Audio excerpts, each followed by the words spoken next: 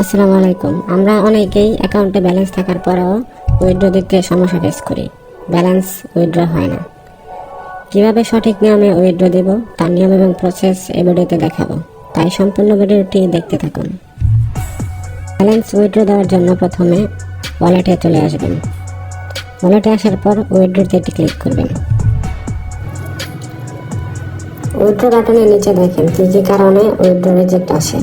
আমার দেখেন মিড 300 টাকা, যদি আমি 300 টাকা বেট করি তাহলে আমার উইথড্র রিজেক্ট করে দেবে।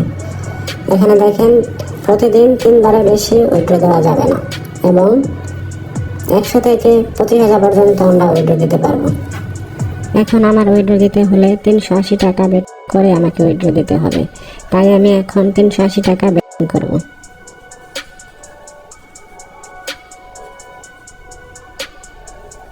আমার করা শেষ, এখন আমি উইথড্র দেব।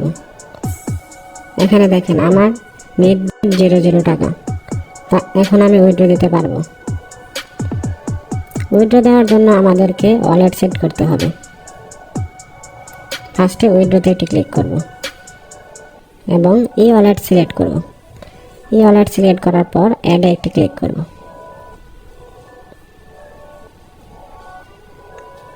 আবার প্লাসে একটি ক্লিক করব।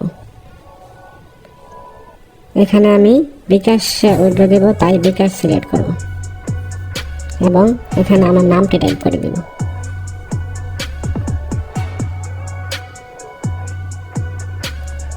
নামটি টাইপ করা হয়ে গেলে নিচে আমার বিকাশ নাম্বারটি টাইপ করে দেব।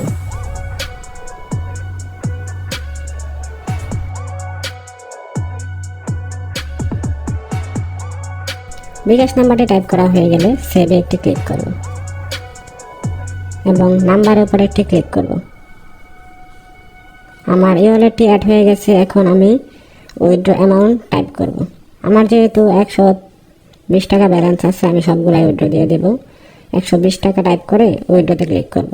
এখন আমার যে লগইন পাসওয়ার্ড আছে এবং আপনার যে লগইন পাসওয়ার্ড আছে এই পাসওয়ার্ডটা এখানে টাইপ করে দেবেন এবং কনফার্ম উইথড্রতে ক্লিক করবেন। ফাইনালি আমাদের উইথড্রটি সাকসেসফুল আছে, পেন্ডিং অবস্থায় আছে। কিছুক্ষণের ভিতরে আমার বিকাশ নাম্বারে টাকা পাঠিয়ে দেওয়া হবে।